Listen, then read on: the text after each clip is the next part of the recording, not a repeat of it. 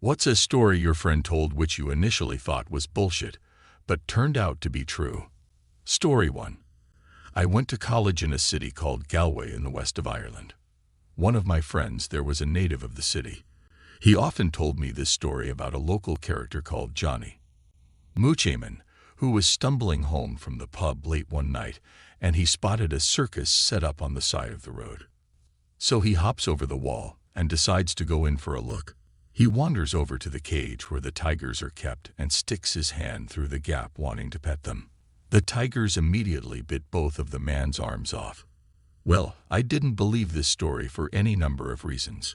His ridiculous name, Johnny Moochaman, the fact that the tigers managed to bite his arms off in one go, the fact that the man had survived, the fact that circuses apparently still exist in this day and age.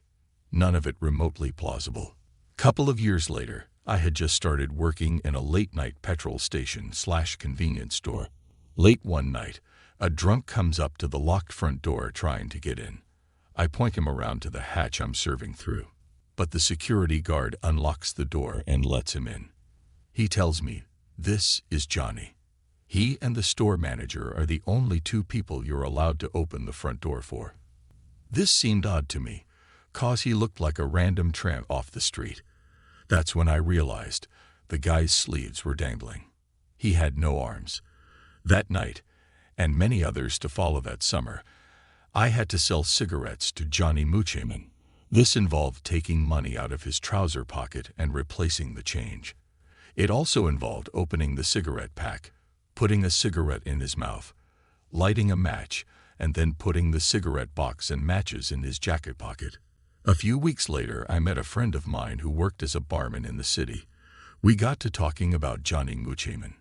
Apparently, he drank a lot in the bar my friend was working in, all day in the bar drinking pints of Guinness through a straw.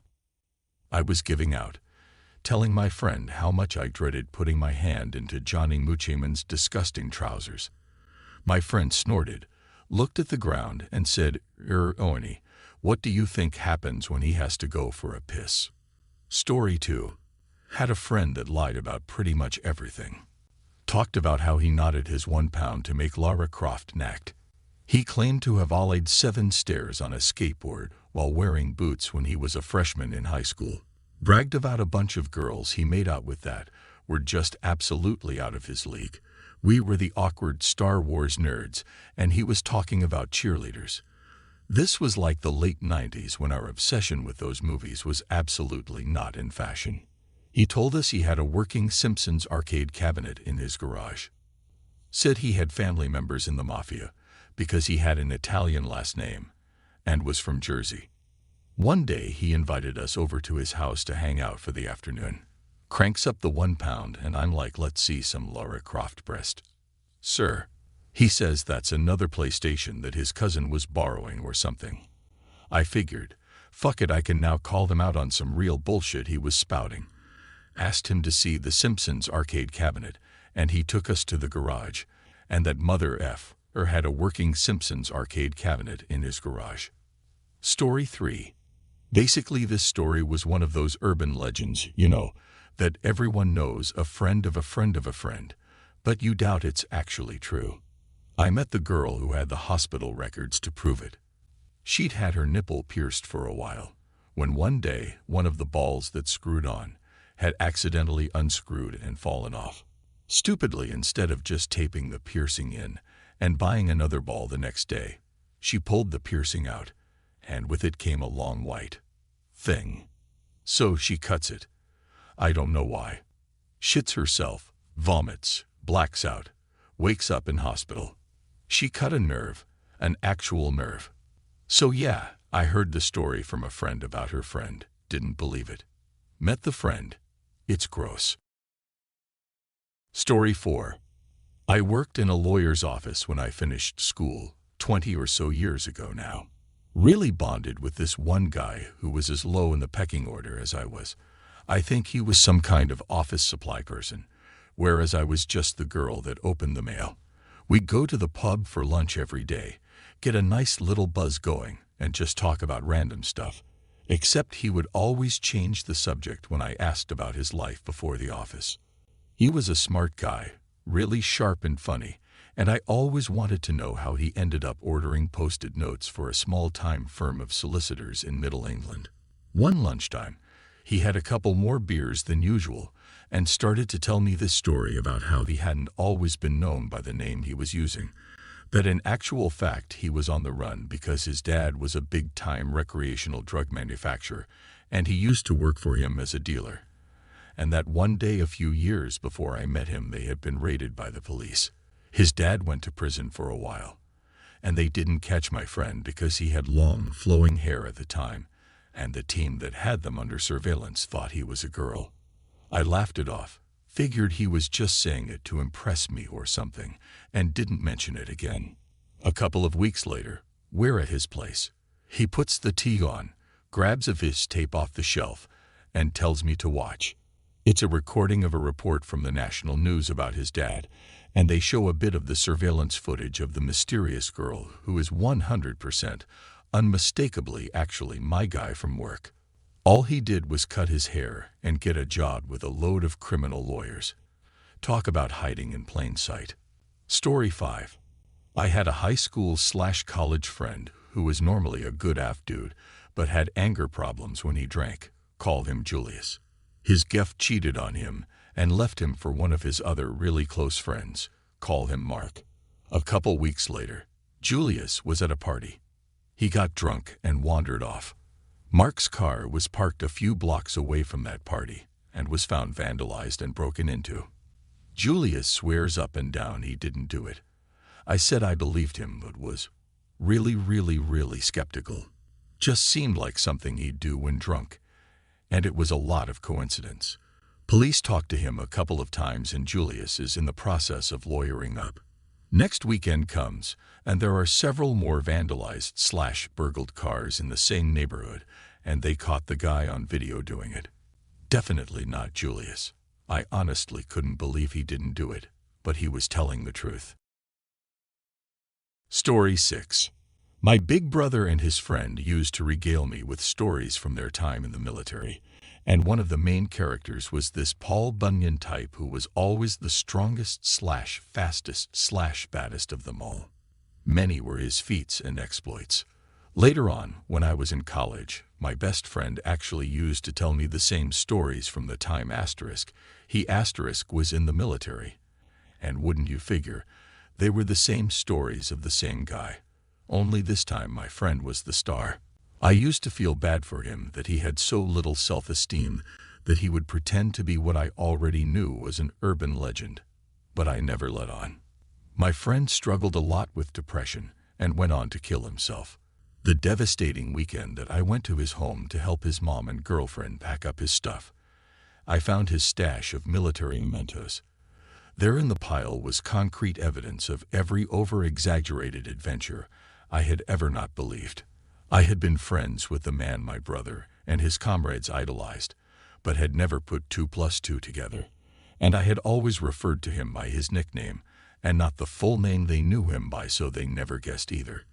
I had talked about my friend as the kindest, funniest, most generous and sensitive person I'd ever known, but also as a person plagued by insecurities and feeling he was never enough.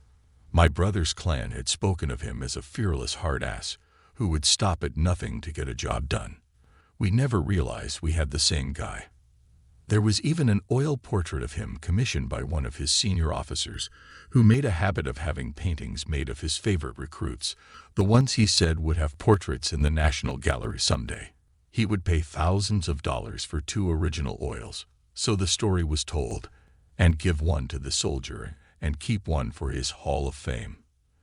The painting was in the back corner of my friend's closet, leaning with its face to the wall. It was signed on the back by the colonel, who called him a true leader. He died feeling alone and unappreciated. He was everyone's rock, but never felt he could lean on anybody. If only I had believed who he was, I know I could have had dozens of grown-ass, accomplished men by his side, making him feel like a king, telling him all about how he inspired them. It was a huge lesson, is all I can say to defend myself. And since it's Ash Wednesday, I'll add that every Good Friday, when they get to the part about the Roman soldier who crashed to his knees beside the cross and cried out, "Surely this was the Son of God," I know the feeling. I'll never forget the looks on the faces of my brother and his best friend when I told them how stupid we all felt at having thought ill of this man. My brother and his friend thought he was a weakling who couldn't handle his problems, and me thinking he was inflating his own ego by talking about how great he was, kinda like folks say about Jesus. Story 8. My senior year of high school, I moved to a new school. I played paintball for a small team at the time, so I'd hang out around the field a lot. Saw a kid from my school there with some nice gear, and he said 3 of the other kids we went to play with as well. I'll cut the fluff straight to the details. At the time I wasn't driving, didn't have money for a car, so he offered me a ride home. He drove this decked-out Yukon at age 18. I was shocked. It's sort of a rural area, so as we are driving, he says, "You mind if I pull over for a top-off?" I'm thinking, what is a top-off? Maybe he needs to piss. He whips out about an 8-ball and chops a rail down and hoovers it up. That was the first time I'd seen anyone do cocaine or even seen it. Of course he got chatty as we continued to drive. That's when he asked if I wanted the rest, pretty much a full 8-ball. I declined and asked him, "Isn't that shit expensive? Like, why would you just give it to me?" All he said was, "My mom blows down like Scarface. Trust me, I'm good." A month went by, and I went back to his house after practice to smoke a little weed and chill with some of the guys from the field. He nudged me and said, "Remember what I told you? Do you want any?" I denied again and said, "What do you mean, show me?"